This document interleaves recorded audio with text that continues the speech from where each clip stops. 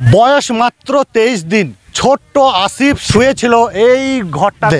তার দিদিমা গিয়ে দেখে তাকে জড়িয়ে একটা সাপ এবং সাপের মুখে একটা ইঁদুর। হ্যাঁ, ইঁদুর এবং সাপের মধ্যে সেই সময় মারামারি হচ্ছে এবং ছোট্ট আসিফকে লেজ দিয়ে সাপটি তাকে ঝাপট মারছে।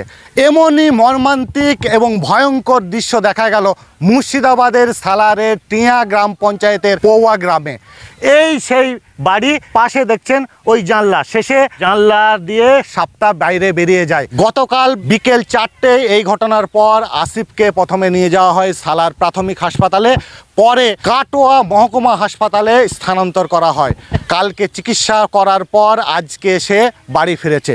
ছোট্ট আসিফ, মাত্র বয়স হচ্ছে 23 দিন। হ্যাঁ, এই রকমই মর্মান্তিক দুর্ঘটনা কালকে ঘটতে ঘটতে বেঁচে গেছে। সাপটার মুখে যদি ইঁদুর যদি না থাকতো তাহলে একটা বড় দুর্ঘটনা হয়তো ঘটে যেত। আসিফকে যে সাপে জড়ানো অবস্থায় দেখেছিলেন সেই দিদিমা, তিনি কি বলছেন, কি দেখলেন কালকে? হ্যাঁ, কালকে বাচ্চাটা শুয়েছিল, শোয়ার পর কাপড় তুলছিলাম, কাপড় তুলতে যেয়ে দেখছি ঘরে ছেলেটা কাঁদছে বলে আমি ঘর ঢুকলাম, দেখছি সাপটার নেজটা নিয়ে গায়ে জড়িয়ে আসছে।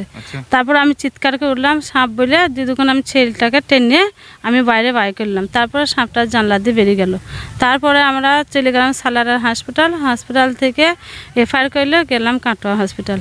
আচ্ছা, ওই যে সাপের সঙ্গে একটা ইঁদুরের কি তখন লড়াই চলছে? হ্যাঁ, ইঁদুরটা মনে করছে আমি বেরোবার চেষ্টা করবো, আর সাপটা কিন্তু মুখে ভরে সে সাপের সাথে ইঁদুরের লড়াই চলছে, আর ন্যায্য যত পাইছে বাচ্চাটাকে বাড়ি মারছে। আচ্ছা, বাচ্চার মা মানে আপনার মেয়ে তখন কোথায় ছিল? বাইরে ছিল। আচ্ছা, আপনারা কি করলেন? আমরা কি করবো, ছেলেটাকে বের করে এসে দেখছি কামড়াচ্ছে নাকি। এবার সাপটা আমাদের বাড়িতে ব্যাটা ছিল নাই, মারার লোক নাই, মারতেও পারিনি। ছেলেটাকে দেখতে দিতে আমরা সালারের হসপিটালে চলে গেলাম। সালারের হসপিটাল থেকে দেখে এফআইআর করে দিল, কাটোয়া হসপিটাল গেলাম। ওইখানে 3বার পেশাব পরীক্ষা করলে বললো না ঠিক আছে, কামড়াইনি কো। আমরা তখন রাতে 1টার সময় বাড়ি আসলাম গাড়ি ভাড়া করে। আপনার নাম কি? আমার নাম হাসনা হারাবি। এই যে আপনাদের গ্রামের নাম কি? পৌয়া গ্রাম। তুমি কি আসিফের মা, তাই তো? হ্যাঁ। কালকে কি তুমি তখন কোথায় ছিলে? মানে ছেলে কাছেই ছিলাম, দিয়ে আমি মুখ হাত পা ধোবো বলে বেরিয়ে এলাম, খাওয়া দাওয়া করি নাই, দিয়ে মুখ হাত পা ধোবো বলে বেরিয়ে এসছি। দিয়ে তখন ছেলেটা, তাও আমার একটা বোন ছিল, দিয়ে ম্যাগ লেগেছে পানি হবে তার জন্য বেরিয়ে এসছে। দিয়ে বেরিয়ে এসে একটুখানি ছিলাম, দিয়ে তখন তাও কলতলায়ও যাইনি আমি। দিয়ে তখন ওই ছেলেটা কেঁদে উঠলো, তাহলে আমার মাকে বলছি মা ছেলেটা কাঁদছে, তাহলে তুমি লাও গা। দিয়ে মা বলছে ছেলেটা কাঁদছে, একা থুয়ে এসো। আমি বলছি বেশ গেছি, তাই বললো। আর মা গিয়ে দেখেছে যে ওই ছেলেটার গায়ে সাপ। দিয়ে বাবা গো সাপ ছেলের গায়ে, তাই এরকমভাবে বলে উঠেছে। আমার মেজো বোনটা মনে করেছে মিচি করে বলছে, মা মিচি করে বলছে, বলছি না মিচি করে আমি বলিনি। দিয়ে আমি থতমতো লেগে গেছি, আমি ঢুকতে পারছি না। আর আমার মেজো বোনটা আর আমার মাটা গিয়েছে দৌড়ে। দিয়ে যে আবার আমার মারাই বাঁচিয়েছে, আমি সাপ দেখিনি। আচ্ছা, কি সাপ জানা গেছে? না, কি সাপ জানা যায়নি, বুঝতে পারিনি। কোথায় বিয়ে হয়েছে? আমার বিয়ে হয়েছে পাটুলি খদতপাড়া। আচ্ছা, কালকে কখন হয়েছিল ঘটনাটা? কালকে 3টের সময়, 3টে সাড়ে 3টে। তারপরে কি হসপিটাল নিয়েছেন? হ্যাঁ, এখান থেকে হসপিটালে গেলাম সালারে। দিয়ে সালার থেকে বললো এখানে হচ্ছে না, তোমরা কাটোয়ালি চল যাও। দিয়ে কাটোয়ালি যেয়ে দেখলাম, বললো ভালো আছে, কিছুই হবে। হ্যাঁ, আমার নাম হেমা খাতুন। কালকে 23 দিনের একটা সাপে কাটা একটা পেশেন্ট এসেছে। হ্যাঁ, 23 দিনের বাচ্চাটা কালকে তার মা নিয়ে এসেছিল।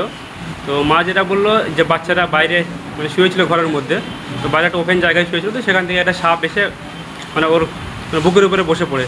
তো বাচ্চাটা ভালো করে এক্সামিনেশন করে দেখা যায় যে কামড়ানোর কোনো দাগ কিছু পাওয়া যায়নি, কিন্তু তবুও মানে বাচ্চাদের আরও ফিউচারের সেফটির জন্য এর জন্য আমরা সেটাকে মানে কাটোয়াতে রেফার করে দিচ্ছি অন্য জায়গায়। বাচ্চাটার দিদিমা বলছিল যে ঝাপট দিচ্ছিল না, সাপটা দিচ্ছিল লেজে করে বাচ্চা থেকে সাপটা। হ্যাঁ, বাচ্চাটা বুকের উপর চেপেছিল। না, বাচ্চারা কামড়ানোর কোনো দাগ আমরা পাইনি, মানে পুরো বডি এক্সামিনেশন করে বাচ্চারা কামড়ানোর জন্য দাগ সেরকম কিছু পাইনি। বাচ্চাটার নাম কি ছিল? আসিফ শেখ, 23 দিনের বাচ্চা ছিল। বাচ্চার মার সাথে নিয়েছিল। গভীর কোনো কিছু পাওয়া যায়নি? না, সেরকম গভীর কোনো ক্ষত কিছু পাওয়া যায়নি। বারবার আমরা এখানে দেখি যে কচি কাচারা তাদেরও সাপে কাটছে, সচেতনতা মানুষকে কীরকম করে আপনার হওয়া উচিত? বাচ্চাদের ক্ষেত্রে যেটা অসুবিধা হচ্ছে যে বাচ্চারা ওপেন জায়গাতে বা ফাঁকা জায়গাতে শুয়ে থাকছে, মানে মশারি ছাড়া বা কোনো রকম সেফটি ছাড়া শুয়ে থাকছে। এবার সেক্ষেত্রে বাচ্চাদের সাপে কামড়ানো বা অন্য পোকামাকড় যেগুলো আছে সেগুলো কামড়ানোর একটা চান্স থেকেই যাচ্ছে। তারা জানলার ধারে বেডের কাছে শুয়ে থাকছে, সেদিকে জানলা দিয়ে আসার একটা চান্স থেকে যাচ্ছে। বাড়ির আশেপাশের ধারের যেগুলো ইয়ে নোংরা এড়ে থাকছে সেখান থেকে আসার চান্স থেকে যাচ্ছে। তো এগুলো একটু সাবধানতা অবলম্বন করতে হবে বাচ্চাদের ক্ষেত্রে। আপনার নাম? আমার ডক্টর হাসিল শেখ। আসিফের আপনি কে হন? দাদি। আচ্ছা, আপনাদের বাড়ি কোথায়? পাটুলি। আচ্ছা, দিয়ে কালকে কি শুনলেন আপনি? ওই যে সাপের ঘটনা শুনে কালকে এসেছিলাম কাটোয়া থেকে। হ্যাঁ, রাত 1:30টার সময় এখানে আসা হয়েছে। এখানে এসে আজকে দিনটা আছি, কিন্তু কালকে নাতিদের ঘর নিয়ে বাড়ি যাবো। কি হয়েছিল? ওই তো গলা দিয়ে সাপ জড়িয়েছিল, কিন্তু সাপে কামড়েছে কি না কামড়েছে ওইগুলো কিন্তু আমরা দেখতে পাই না। তারপর চিকিৎসার জন্য নিয়ে গেছে। হ্যাঁ, কাটোয়া হাসপাতাল। কি বললো? সালা ডাক্তার কি বলেছে? ডাক্তারে তো বলেছিল যে ওই 3বার মানে ওই পেশাব পরীক্ষা করতে, দিয়ে পেশাব পরীক্ষা করে বললো যে বিষ নেই। আপনার নাম কি? আমার নাম বানিজা বিবি, বাড়ি বাড়ি পাটুলি খড়দত্তরা।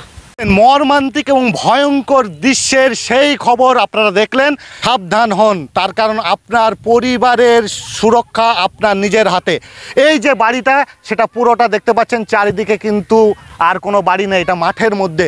পৌহা গ্রাম ঢোকার মুখে এই মাঠের কাছে বাড়ি, চারিদিকে মাঠ এবং ছোটোখাটো বিভিন্ন রকম গাছও আছে। যেখানে ঝোপ জঙ্গল দেখবেন সেটা অবশ্যই পরিষ্কার করুন খুব তাড়াতাড়ি, এবং যখনই দেখবেন কোনো সাপে যখন কেটেছে, সঙ্গে সঙ্গে কোনো ওঝার বাড়িতে বা অন্য কোথাও না গিয়ে, এবং কোনো রকম বাঁধবেন না। অনেকে ভুল করেন, দড়ি দিয়ে কোনো রকম দেহের কোনো অংশে বাঁধবেন না, এটা ডাক্তারবাবুরা বলছে। সোজা গিয়ে আপনি হাসপাতালে যাবেন, এবং হাসপাতালে যত তাড়াতাড়ি যাবেন আপনার সন্তানের, আপনার পরিবারের সুরক্ষা তত তাড়াতাড়ি হবে। তাই সাবধান হন এবং আপনারা নজর রাখুন আপনার আশপাশে, এবং অবশ্যই নজর রাখুন মুর্শিদাবাদ টুডে অধ্যায়। মুর্শিদাবাদের সালারের পোয়া থেকে স্বপন কারিকর, মুর্শিদাবাদ টুডে।